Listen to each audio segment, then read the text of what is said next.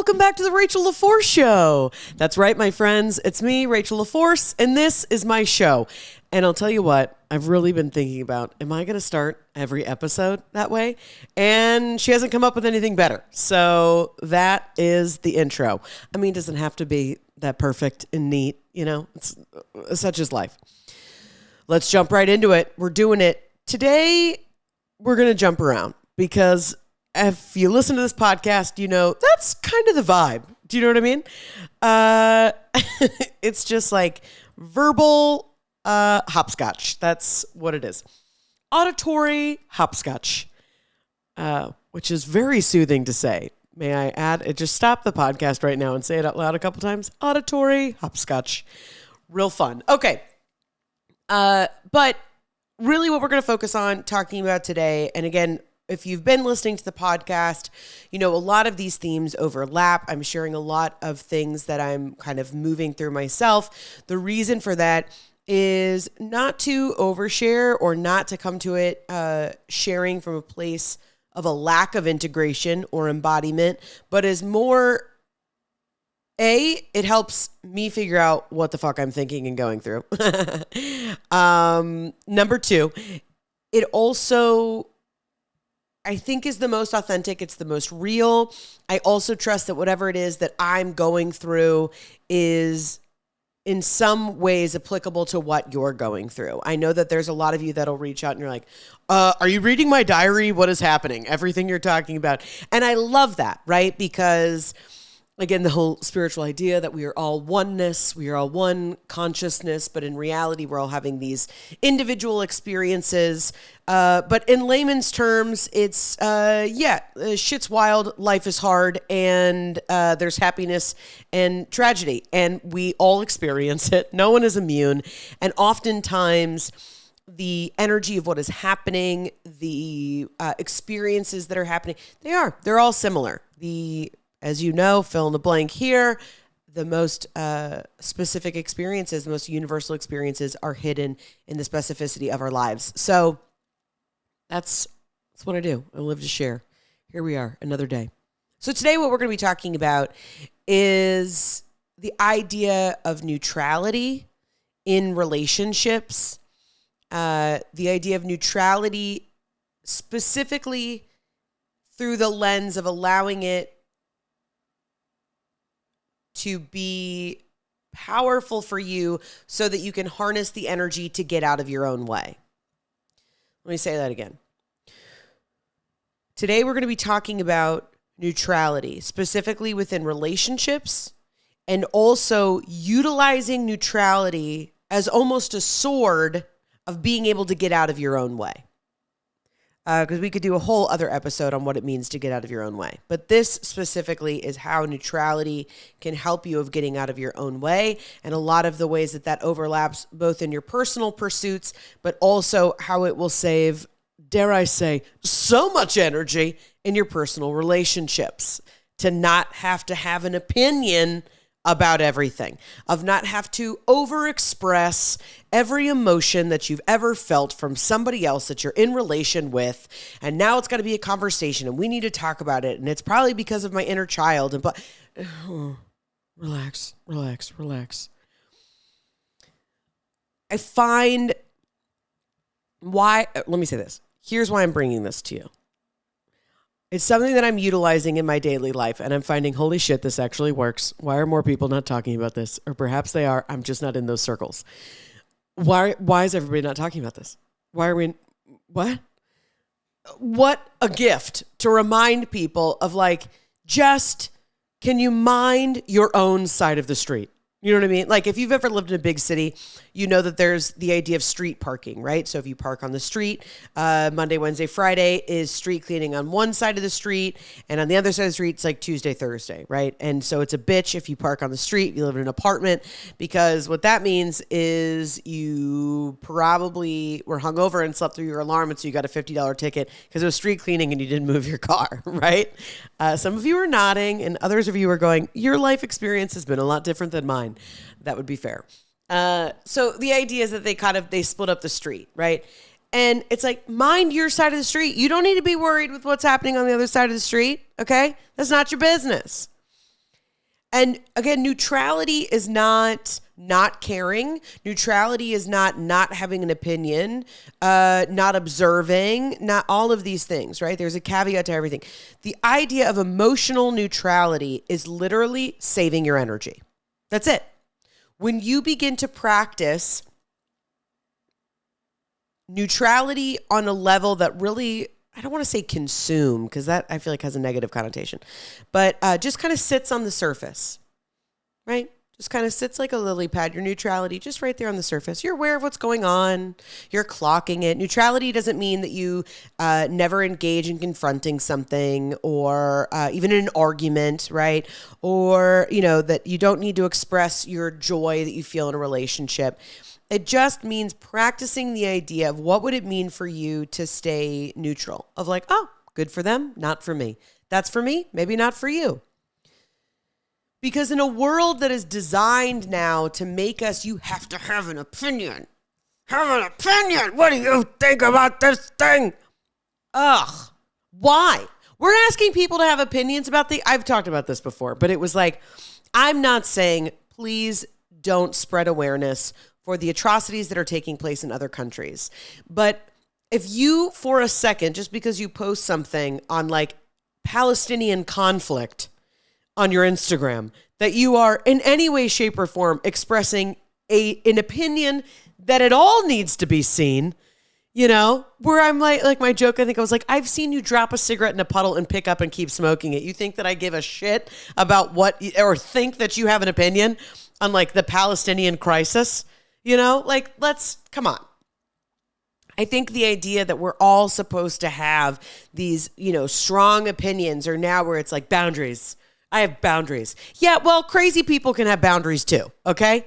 I mean, that's the thing where it's like this almost therapy or like hashtag healing language that's now like trendy is so overwhelming, where I'm like, it's just, this ghost story. Okay, just stay with me. There was a ghost story, and I apologize.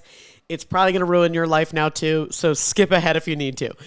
I don't know why, but this is what made me think about it. This ghost story has haunted me my entire life, and it's going to tie in. Okay, here's what happened. I don't know who told it to me. Like, I'm talking like first grade, I heard this, and I've been terrified the rest of my life. So these two kids, their parents are going out for the evening, and the little girl, her parents leave, and they're like, hey, Ted or whatever his name is, make sure you watch Sally. We'll be back later. And then Ted, of course, is like, whatever, and his parents leave. And then he goes out and drinks with his friends, and he leaves his little sister by herself. And on the news, there's this like breaking news. There's a maniac on the loose. Oh, I'm already scared. And it's like, there's a maniac on the loose. And so she's like scared, and she locks all the doors. Oh my God, you guys, this is so terrifying that someone told me this when I was like 6 years old. Okay. She locks all the doors, and she grabs her dog and puts her dog underneath the bed. And she's like, every time I'm scared, I'm going to put my hand underneath the bed, and my dog will lick my hand, and then I'll know that I'm safe. Okay, fast forward. I know you know where this is going. Oh, it's so creepy.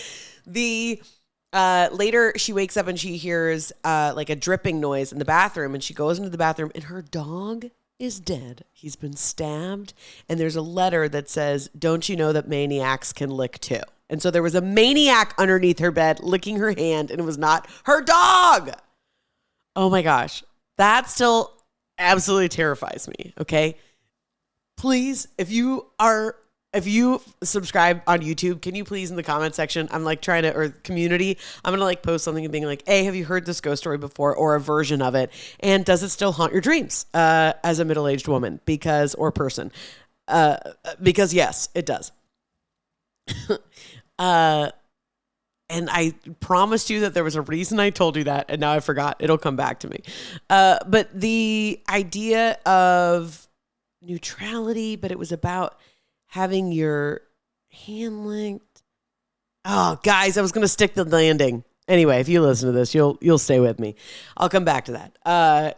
And even if I don't, then I've just terrorized you for no reason. Can you imagine? What if you're like, I don't like ghost stories, but I know she's going to stick the landing, so I'm going to stay with her. And then I just don't. I just abandon it. I'll find my way back. So neutrality of needing to have opinions, and everybody, thinks that they get to have an opinion about everything. And that, this idea of this healing culture that we've created on social media is just so overwhelming. Oh, that's what it is. That's the tie-in. There we go. That's where I was like slowing down. My pistons were firing. It's like, it's coming back. Please remember, I'm still only 2 months postpartum, okay? I'm an insane person for trying to tell anyone anything. Much being like, do you want to subscribe and listen to me hear stories when I just have baby brain and just not a lot going on? So this idea where it's like, maniacs can lick too, where it was like she thought she was safe because it was like, oh, this is my dog. He'll lick my hand. I'm safe. And it's like, don't you know maniacs can lick too? And I feel the same way where it's like anybody can utilize this like healing language. Anybody can put crystals out in the full moon and call themselves spiritual. I'm like, it's beware who you're following, beware who you're listening to, beware who you are in relationships with, not beware in the sense of like you should be scared or that you should be pessimistic or skeptical, but be aware. That's what it means. Like have some awareness, stay conscious of what are the relationships that you are a part of. And all of that ties into this idea of neutrality. Right? Because when you are, neutrality comes from a place of observing. You don't have to label anything. You don't have to carry anything with you. You're just staying neutral to observe. It's like floating, right? Like right now I go to swim class with my son and he's learning to float. And the hilarious thing to me is that he does it great. And then as soon as he realizes that he's doing it, he panics. And I'm like, if that is not the most just true thing, I feel like for us, like we're like, fine, we're floating, everything's going okay. And then we're like, everything's okay, panic, right? And then like we drowned ourselves. And that's pretty much what, and that's life. Thank you so much for listening to the Rachel LaForce Show. That's it. That is the thesis statement. But it's true. That's this place of neutrality is, can you learn to float? Can you just be there and observe and kind of see what's going on? And here is why. You're going to learn so much faster than by engaging with every single little thing. It's like if you're in a new workspace, don't have to go for every ball. You just need to observe, It's like, who should you stay away from? Who can you actually kind of lean on a little bit? Who is this person? Who is it? Like my mom always says, it's like people will reveal themselves to you. It's like if you just stay quiet long enough, people will reveal themselves to you.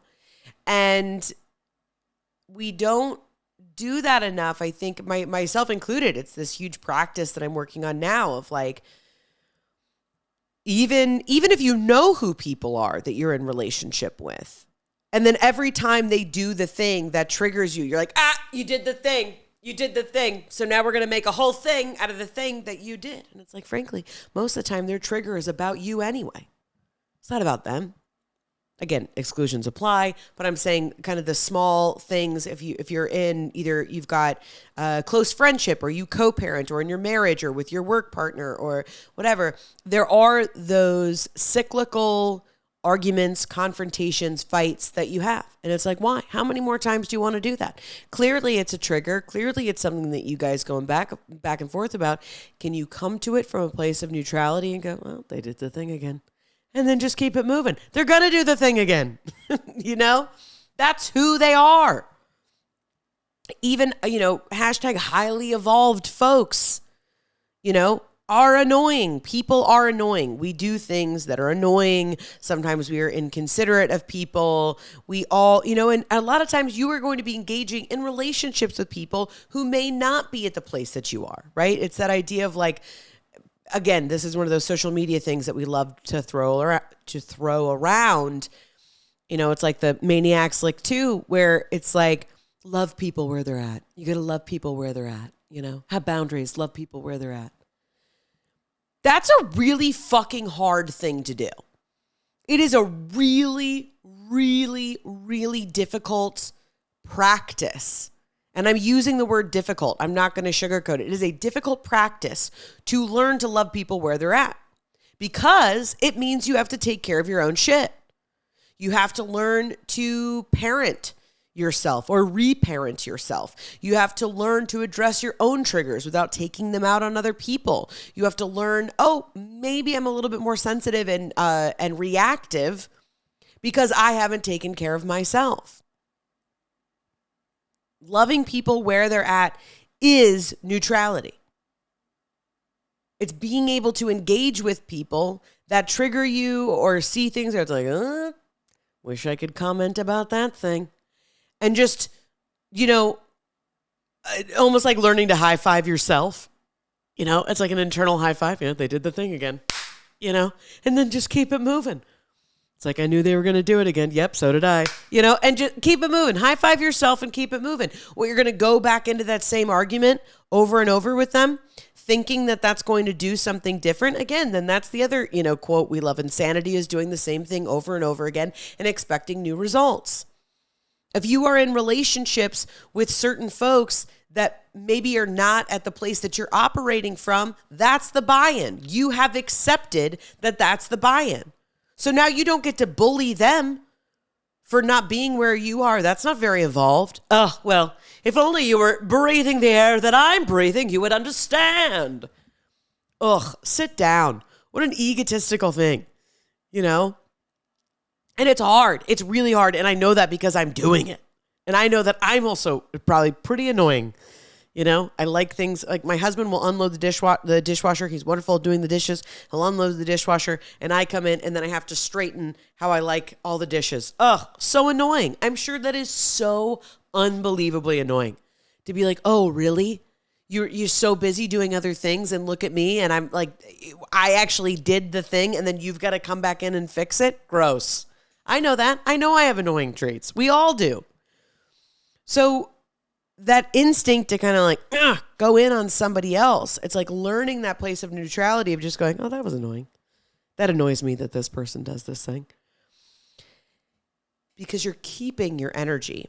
It's not resentment because that's different. That's still choosing to have a strong emotional reaction to the thing that they're doing. And for a while, practicing neutrality is finding that balance. It is literally a balancing act. If you think about being on a seesaw and you put one foot on one side and one foot on the other, right? Or even now they have those like balancing like Montessori boards, for little kids. And it's that, or like high-end athletes, like snowboarders. But it's that same idea of, I leaned too much into that argument again, or like, I tried too much to be like, no, it's fine. Everything's fine. No, it's fine. It's like, that's not neutrality either. And I don't think that it's a thing that I can teach. Like, I don't think that there are not steps that I can be like, oh, well, if you do this, this, and this, like, then you'll be at a place of neutrality. And maybe people smarter than me have written books on it, find those books and then send them my way. But to me, it is a practice. It's a practice like anything else. It's the same way we'll go back to snowboarding. If I'm like, well, you put your foot here and here, and then like you do this and you balance your knees and now you're snowboarding. And it's like, sure, you may know that thing, but until you feel it in your body, that like where it clicks in and you're like, that's where it is. And that's why it's difficult because people will try to do these things and then it gets hard and it's like, oh, well, fuck this. Like what's harder? Just like having the same argument over and over again or excluding them. And how dare they still be annoying and they don't get to hear about it? How dare they? Well, yeah, life is disruptive and people are annoying. And in fact, people that you love quite dearly will also annoy the shit out of you. Welcome to life. Do you want to freak out every time? It's like you have to learn to choose. It's like, what are the things that are worth going in on? What are the things in relationship, in work, in like, what are those things that are really worth it? And you're not even going to learn what that list, quote unquote, is until you can really get that seesaw and learn that place of neutrality for yourself of like, I see that. I accept it. But it's not for me and I keep it moving, right? It's also, I think neutrality also comes from a place of owning your power. When you get to that place where it's like, that's for me, but maybe not for you. And being completely okay for people to be like, you do what with your parenting? Oh my God, I would never. Be like, well, hey, works for me, not for you. It's totally fine, you know? Or even being in a group of people where everybody else agrees and going, maybe for you guys, not for me. Not for me. So sexy. What a sexy thing is just the ownership, not the need to convince everybody else.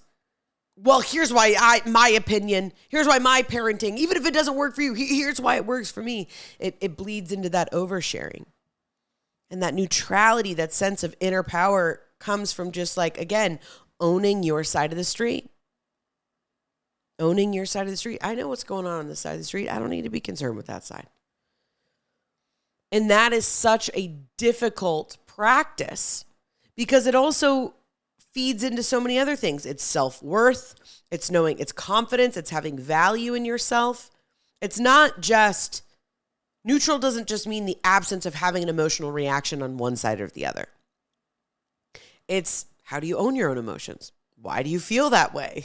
Are you okay to feel that way? I mean, all of these things. So in the practice of neutrality, the other thing why I find it to be so potent, even though we think of neutral as like, you know, like beige, boring vanilla, right? When really neutrality to me is the existence of everything at once. Oh, what a beautiful concept. How does she do it? Oh, I love that. I love that so much. Neutrality is the acceptance and living with everything being what is that movie? Like Everything Everywhere All at Once? Oh, I don't know. I don't think that's what it was, but something close. It was really good. You should watch it. Everything Everywhere All at Once. That's what the movie was. Or is. The movie still exists. We haven't banned it yet. But yeah, that with neutrality, it allows you to work so many muscles at once. It's almost like swimming, right? Like swimming is great because you're building your endurance, it's leg muscles, it's your core, it's like all of your muscles at once, right? And so it's like all in one physical action. So it feels the same way of like the balance of body, mind, and soul, practicing and getting to a place of neutrality when it's important. Again, the practice of neutrality doesn't mean that you're not having conversations with people that are important, that you're not speaking up when you need to. Again, the practice of neutrality is even allowing yourself to learn when are those times. Because then, you're going to be taken more seriously. If you speak up, if you're the annoying neighbor who speaks up about every single thing, about the HOA, no one's going to listen to you. No one cares. Take a seat, Barb. We're full here, But if you're the one who's kind of like sits back, does their thing, helps out when you can, and then you're like, hey, you know what? I really noticed this thing. People are so much more apt to listen to you. They're like, oh, what's going on with this guy? Right? And the sense of neutrality is also that place of like being unbothered. Like that's just this place of where I'm really working to get to with myself, where I think so much of this idea, again, these, healing buzzwords of, it's like I'm unbothered, like hot girl summer and like all this and embodiment and integration and I'm doing this work. And when it also becomes this sense of achievement, which I'm very guilty of, of like, okay, cool. We put that thing out. All right, now we're going to put another thing out, another thing out, another thing out. And it's like, or we could just get like really good at this one thing for a little bit and just coast, float. And then how can we even become aware that we're floating and not panic and instead go, this is really nice. Knowing that, again, I mean, let's take this Rachel LaForce metaphor even further, if you're floating in the ocean, it's like eventually the ocean is going to let you know floating is no longer an option, right? It's going to toss you over. And so it's like, allow life to do that. You don't have to guide everything. That's also what I think comes from this place of neutrality, where it's like when you are in a place of floating rather than a place of being reactive, you're able to just kind of move through it a lot easier because you're not spending all of that time, being in the ocean, being like, a wave's going to come, a wave's going to come. I know a wave's going to come. When it comes, I'm going to be prepared. There's a wave coming. And then it comes and you're like, I missed it. Or it knocks you over anyway. Versus you could float. You could save that energy and just know when it's coming. All right, time to get back on our feet again. Time to do this thing. Oh, there's somebody coming this way. I'm going to move. Or there's somebody, so there's just so much value. Again, the value of neutrality in relationships, I think it will create much more sacred and loving relationships because you really will be able to meet people where they're at. And that way, when you do ask for more, when you're really voicing what you need, I think people, when you're in healthy relationships with folks, they will leave that space open for you and really hear you because you're not, picking, you're not going for every single thing. You're not annoyed by every single, or it's like if there are people in your life that, that you, for whatever reason, have to be in relationship with, whether it's like your family or this or that. And I know that people are always like, you don't have to be with your family if they're toxic.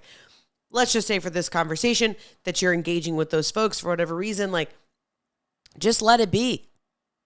If you know they're dramatic, if you know they cause the drama, if you know whatever, it's like, let them do it, man. It's like, sure, run out your own gas tank, but I'm just going to like sit and chill or just lay back and enjoy the show.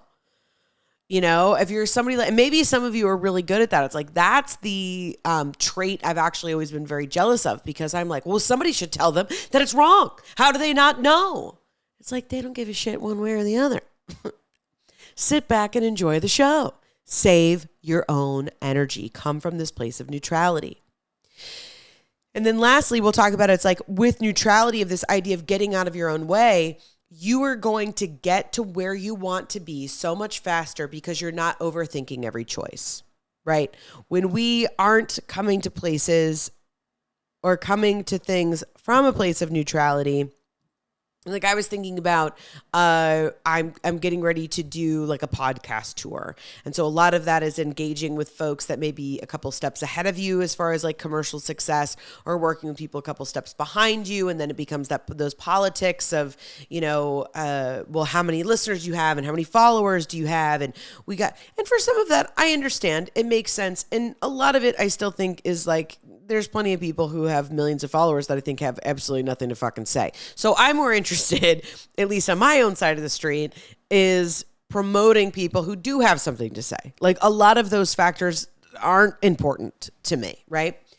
But I understand sometimes you got to pay to play, right? It's neutrality. I'm not going to try to remake the system. I'm not interested in doing that, right? I'm interested in minding my side of the street. And if you like it, come hang out, right?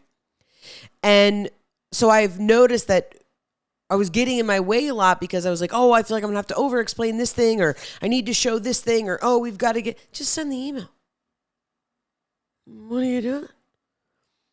If you're thinking about asking for a raise, just ask for the raise. Because even if you're like, oh, here's everything I did, and then you over-explain and this, and that, it's like they're either aware that they're underpaying you and that they undervalue you, and then if they are called out in a way that's appropriate, they will either respond or they won't.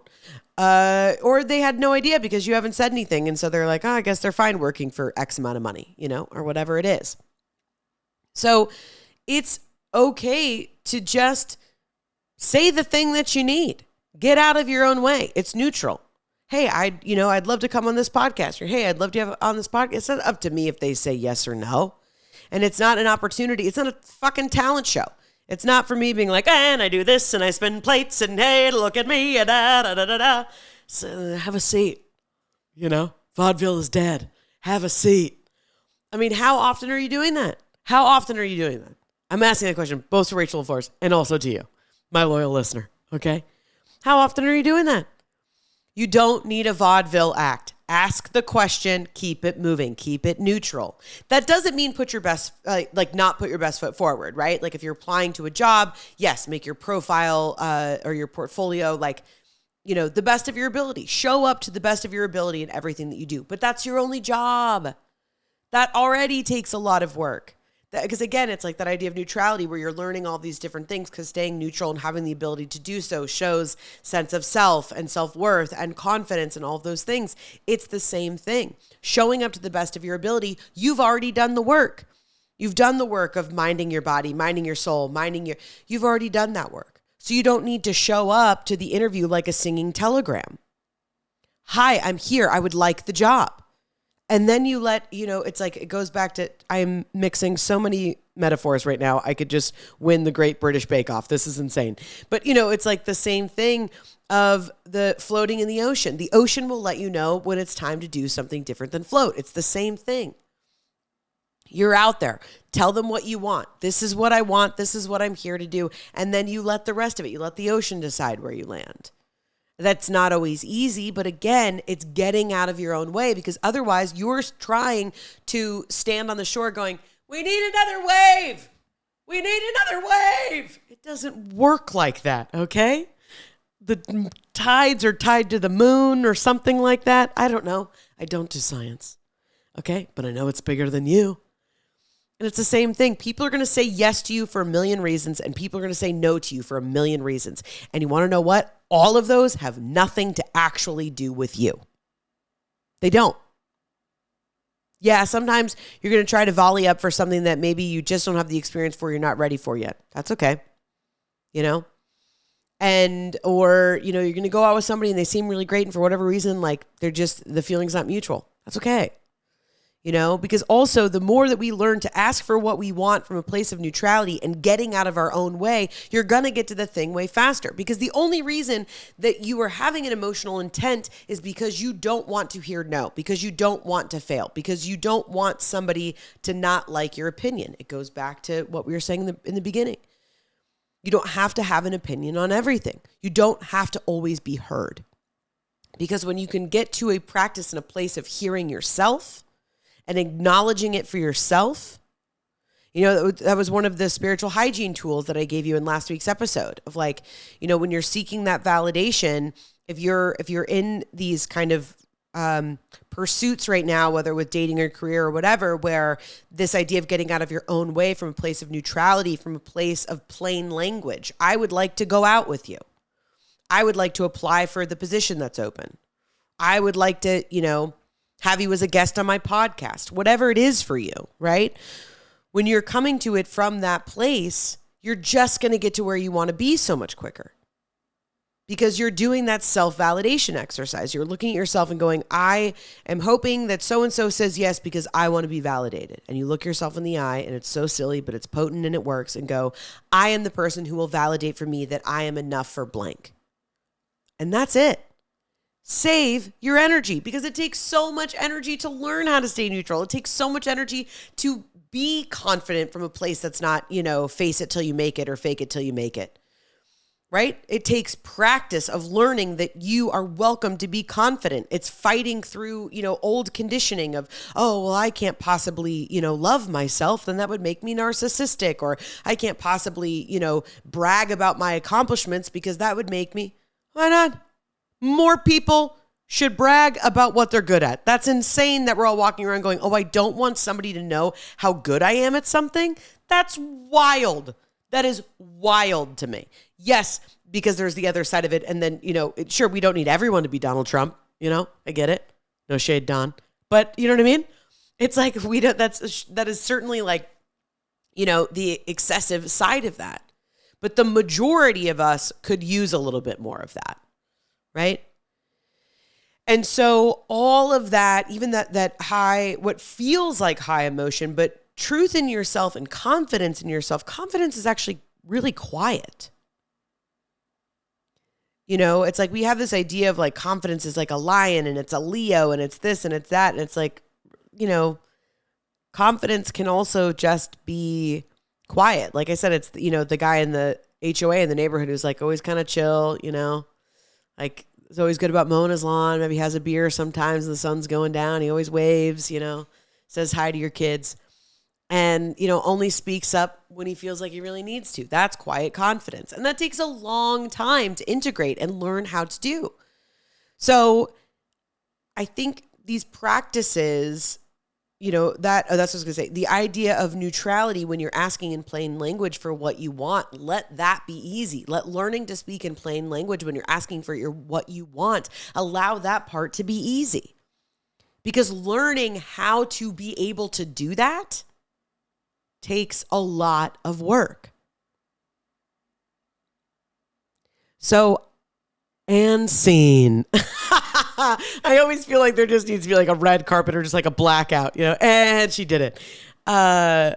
Oh man, you can take the lady out of the theater, but you can't take the theater out of the lady. Do you know what I mean? But I do. I think we've talked it to death. I think I've left you with, 30 plus minutes of stuff to really think about. But and we'll keep coming back to this because, again, like I said, there's so many other things. It's like the Russian doll of it all, which is really what this practice of neutrality is in plain language. And what does that mean? Because to get to that place, there were so many other things that had to come before it. And it is scary. But okay, you can do it. Guys, remember when I told you that really scary ghost story about Maniacs Lick 2 in the beginning of this episode? That was weird. All right. You guys, thank you so much for listening. That's it for this week. If you have any feedback, thoughts, all that good stuff, make sure you're subscribed to my YouTube page, which is at Rachel LaForce. You can watch the video of the podcast if you only listen to it auditorily. There we go. You're on Spotify, Apple Podcasts, Google, all the things. You can watch the full video there on YouTube. Also, we have a community page. So we'll be starting kind of Q's and A's about stuff. So you can always engage, kind of tell me what you're thinking there. There's also always Q&As up on Spotify. So if there's things that you're listening to and you're like, oh my gosh, you can go and engage with me on that stuff. You're always welcome to email me, Rachel@RachelLaForce.com, DM me on all the places. I'm on TikTok. I'm on Instagram. She's doing the most, Oh, she's tired. She's tired.